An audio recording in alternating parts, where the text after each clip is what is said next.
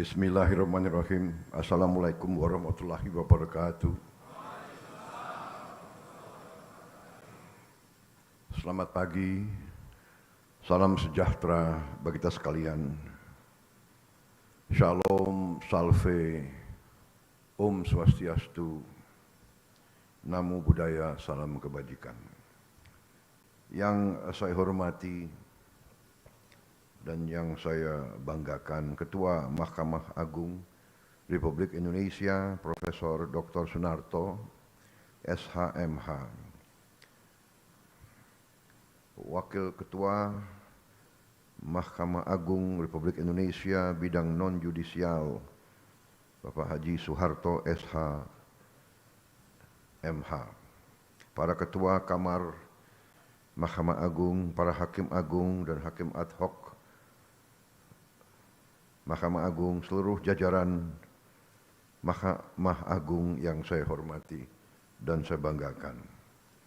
Ketua Dewan Perwakilan Daerah Republik Indonesia, Saudara Sultan Bakhtiar Najamuddin, Ketua Mahkamah Konstitusi Republik Indonesia, Dr. Suhartoyo, Ketua Komisi Yudisial RI, Profesor Amzulian Rifai, Ketua BPK RI Saudari Isma Yatun, Menteri Hukum Saudara Supratman Andi Aktas, Menteri Sekretaris Negara Saudara Prasetyo Hadi, Sekretaris Kabinet Republik Indonesia Saudara Teddy Indra Wijaya, Kapolri, Kepala Kepolisian Negara Republik Indonesia Jenderal Polisi Listio Sigit Prabowo, Panglima TNI, Jenderal TNI Agus Subianto, Wakil Menteri Koordinator Politik Keamanan, Letnan Jenderal TNI Purnawirawan Ludwig Friedrich Paulus. Yang saya hormati, para hakim, para undangan, rekan-rekan pers semuanya, dan terutama para wisudawan dan wisudawati yang saya banggakan. Pertama-tama tentunya sebagai insan yang bertakwa, marilah kita tidak henti-hentinya memanjatkan puji syukur kehadirat Tuhan Maha Kuasa Maha Besar yang memiliki sekalian alam, atas segala karunia yang diberikan kepada kita. Kita masih diberi kesehatan sehingga kita dapat berkumpul di tempat yang sangat terhormat ini, yaitu di Mahkamah Agung Republik Indonesia, pada acara pengukuhan 1451 hakim. Ini adalah suatu kehormatan besar bagi saya. Terima kasih atas undangan ini. Saya merasa penting dan saya merasa perlu untuk hadir di setiap acara yang diselenggarakan oleh setiap lembaga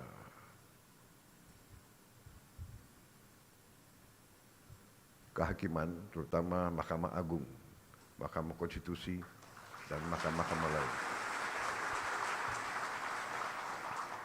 Saudara-saudara sekalian,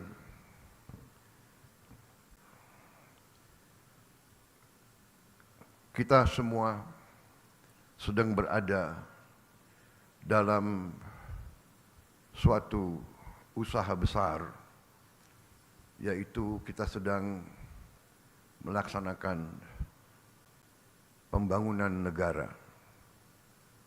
Pembangunan sebuah negara adalah perjalanan panjang, ratusan tahun.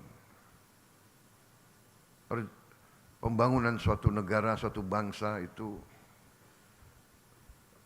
ternyata membutuhkan suatu elemen-elemen keberhasilan. Negara itu banyak. Kalau tidak salah sekarang sudah mendekati 200 negara di dunia ini. Ada negara yang hanya 200.000 orang punya negara. Pulau-pulau kecil. Ada negara yang 1 juta orang punya negara. Tidak banyak negara seperti kita. Hampir 300 juta, 285 juta orang hari ini. Tiap tahun naik hampir 5 juta. Tidak banyak negara seperti kita. Dan apalagi negara seperti kita itu negara yang terdiri dari ratusan kelompok etnis, agama-agama besar, ras-ras yang berbeda, bahasa-bahasa daerah, budaya yang berbeda-beda. Saudara-saudara, kita sadar dari kita belajar sejarah bahwa tidak semua negara itu berhasil. Negara itu dalam sejarah manusia tergolong 2 golongan besar. Negara berhasil dan negara gagal. The failed state and a successful state. Negara yang berhasil dan negara yang gagal. Failed state. Sebuah negara yang gagal adalah negara yang tadi tidak bisa memenuhi apa yang kita tentukan, pendiri-pendiri bangsa kita tentukan sebagai tujuan-tujuan nasional. Melindungi, memajukan kesejahteraan umum, mencerdaskan kehidupan bangsa, menjaga ketertiban dunia. Kita tentukan, tapi ini tujuan nasional banyak negara. Yang pertama adalah selalu melindungi. To protect the people, to protect the territory. Saudara-saudara sekalian, unsur keberhasilan suatu negara dari kita belajar sejarah, unsur yang sangat penting adalah terdapatnya suatu sistem hukum yang menjamin keadilan bagi seluruh rakyatnya. Ini syarat negara berhasil. Negara yang tidak bisa memiliki sistem hukum yang menjamin keadilan, itu negara biasanya gagal. Sebuah negara akan mengalami tantangan. Bisa saya katakan ancaman. Apalagi negara yang kaya. Negara yang memiliki kekayaan dan sumber alam. Kekayaan dan sumber alam itu menjadi rebutan oleh bangsa-bangsa lain. Karena apa? Karena manusia itu hidup untuk survive. Untuk hidup, manusia itu sering akan melakukan apa saja untuk survive. Bangsa yang tidak punya air, dia akan merebut air. Dia akan perang. Kita lihat India Pakistan sekarang. India mengatakan akan menghentikan beberapa sungai. Pakistan mengatakan kalau perlu saya perang nuklir. Daripada saya mati pelan-pelan, tidak minum, tidak bisa tanam makanan, saya sekalian aja kita sama-sama mati. Ini survive. Untuk makan demikian. Bangsa yang tidak punya lahan subur akan merebut lahan subur. Demikian mineral yang berharga, demikian energi yang berharga. Bangsa yang tidak punya akan merebut. Bangsa yang punya, negara yang punya sering digerogoti. Jadi negara yang tidak memiliki sistem hukum yang mampu memberi keadilan biasanya tidak stabil, biasanya akan terjadi huru-hara bahkan perang, saudara. Ini pelajaran. Jadi demikian pentingnya yudikatif. Makanya negara modern dari ratusan tahun dikatakan terdiri dari 3 unsur, trias politika, eksekutif, legislatif, yudikatif. Tidak bisa eksekutif hebat, legislatif tidak bagus, yudikatif tidak bagus. It cannot be done. Tidak bisa. Ini sejarah ribuan tahun, saudara-saudara. Jadi saya sebagai sekarang saya mandataris, saya dipilih rakyat, saya sekarang memimpin eksekutif, saya sekarang bertanggung jawab. Saya sadar kalau saya tidak didukung oleh yudikatif yang hebat, yang kuat, yang berintegritas, sangat sulit untuk saya melaksanakan tugas saya untuk rakyat. Jadi saudara-saudara, saya terima kasih sama Ketua Mahkamah Agung. Saya ini kalau tidak salah dalam 6 bulan saya sudah 2 kali diundang ke sini. Ya, terima kasih.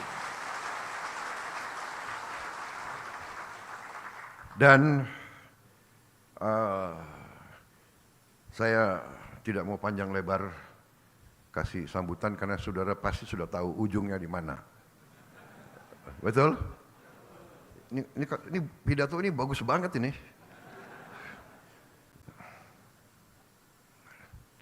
Tapi intinya saya menegaskan betapa pentingnya para hakim. Anda adalah benteng terakhir keadilan.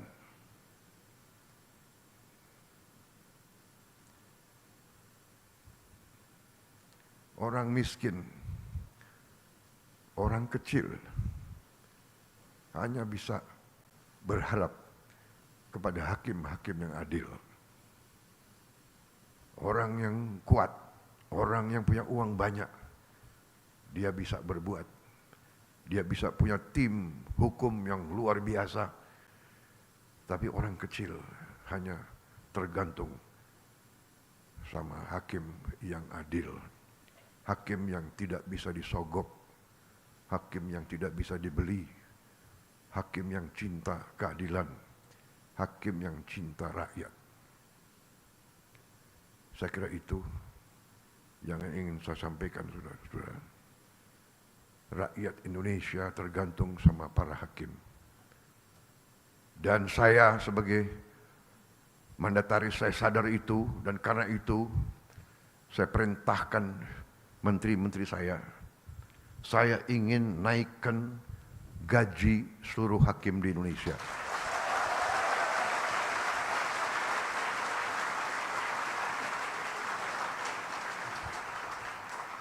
Cari uangnya. Enaknya jadi presiden tuh tinggal perintah-perintah. Yang pusing menteri-menteri. Terutama menteri keuangan. Saya minta dinaikkan. Datang ke saya, segini Pak, kurang.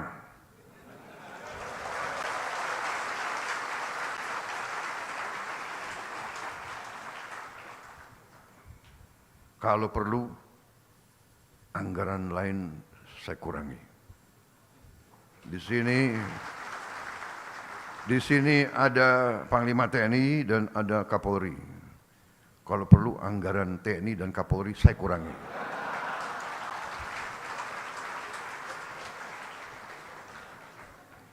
Percuma kita punya polisi yang hebat, tentara yang hebat. Si koruptor, si maling, si bajingan itu begitu ke pengadilan lolos. Kasihan ini anak buahmu, Kapolri. Jadi kita butuh hakim-hakim yang benar-benar tidak bisa digoyahkan, tidak bisa dibeli.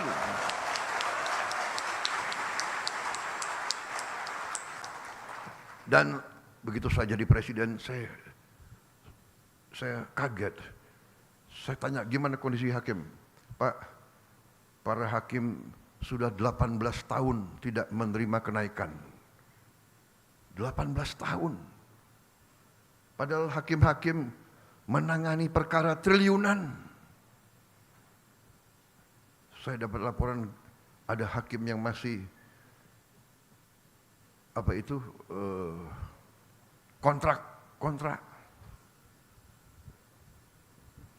Tidak punya rumah dinas dan sebagainya. Perumahan sudah kita tertibkan, mudah-mudahan segera akan dilaksanakan. Kita besar-besaran akan lakukan pembangunan perumahan dan gaji. Saya kira saya langsung aja ya.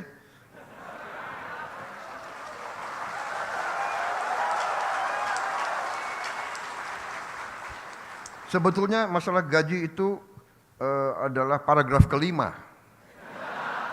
Jadi masih ada 1, 2, 3, 4 paragraf lagi. Tapi udahlah, aku langsung aja deh.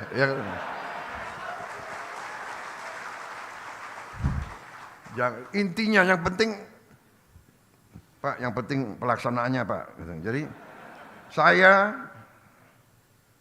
Prabowo Subianto, Presiden Republik Indonesia ke-8, hari ini mengumumkan bahwa gaji-gaji hakim akan dinaikkan demi kesejahteraan para hakim dengan tingkat kenaikan bervariasi sesuai golongan, di mana kenaikan yang tertinggi mencapai 280%.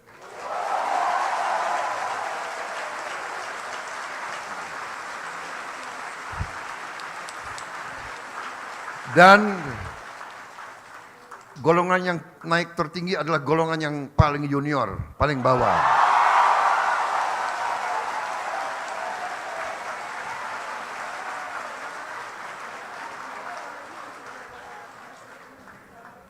Tapi semua hakim akan naik secara signifikan, ya, secara signifikan. Dan saya monitor terus. Dan semua pegawai lain sabar. Sabar. Saya sudah lihat angka-angkanya, negara kita kuat, negara kita makmur, negara kita kaya.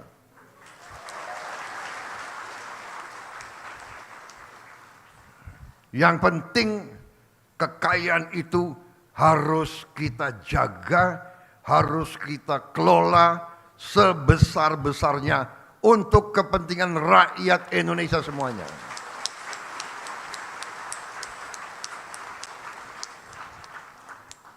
Itu perintah Undang-Undang Dasar, dan Undang-Undang Dasar adalah sumber hukum kita yang tertinggi. Benar, Pak Ketua? Ya, saya benar. Saya itu kalau masalah ilmu, saya cari yang menguasai ilmu paling tinggi. Kalau ilmu hukum, ya hakim-hakim agung. Jadi kalau hakim-hakim agung sudah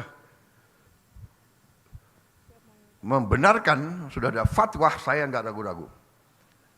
Jadi Presiden disumpah untuk melaksanakan Undang-Undang Dasar Negara Republik Indonesia. Pak Ketua, benarkah? Kemudian Presiden juga disumpah untuk menjalankan segala perundang-undangan yang berlaku di Republik Indonesia. Benar? Saya tidak ragu-ragu, saya akan jalankan segala perundang-undangan di Indonesia.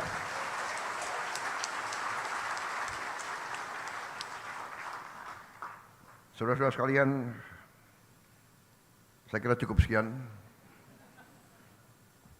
Yang penting itu kan. Saudara-saudara, semua unsur lain sabar. Saya menganggap bahwa saya tidak keliru, malah saya sebenarnya masih anggap ini kurang besar, tapi sudahlah. 18 tahun hakim tidak menerima. 3% aja enggak terima, benar. 5% aja tidak terima, benar. Hari ini Presiden Prabowo Subianto ambil keputusan naik yang paling junior 280%.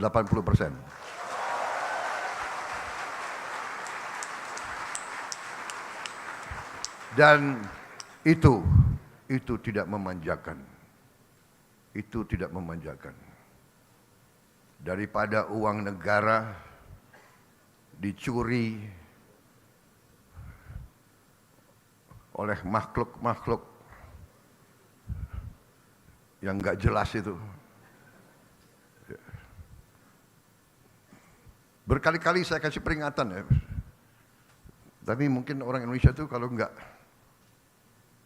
dikasih peringatan itu masih nggak mempan. Tapi sebentar lagi dengan hakim-hakim yang kuat kita tegakkan hukum. Tegakkan hukum.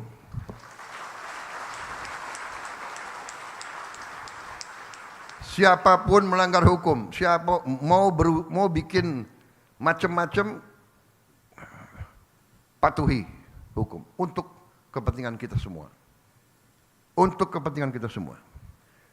Saya menjaga supaya orang tidak dipermalukan, tapi saya lihat banyak sekali mereka dikasih tanggung jawab oleh negara, menipu negara, bohong kepada atasan, mencuri uang rakyat, menganggap seenaknya. Tapi jangan khawatir, dengan yudikatif yang kuat, dengan penegak hukum yang kuat, saya percaya polisi akan bekerja dengan sebaik-baiknya. TNI mendukung, kejaksaan semua bekerja. Kita akan tertibkan negara ini. Kita akan bikin Indonesia berhasil karena sistem hukumnya yang baik.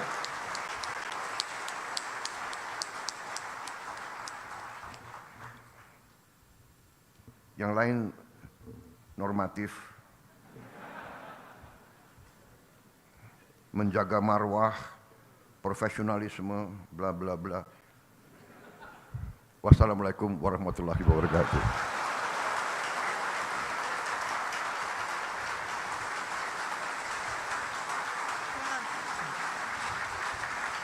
Acara pengukuhan hakim tahun 2025 telah selesai. Terima kasih kami haturkan kepada Presiden Republik Indonesia Bapak Prabowo Subianto.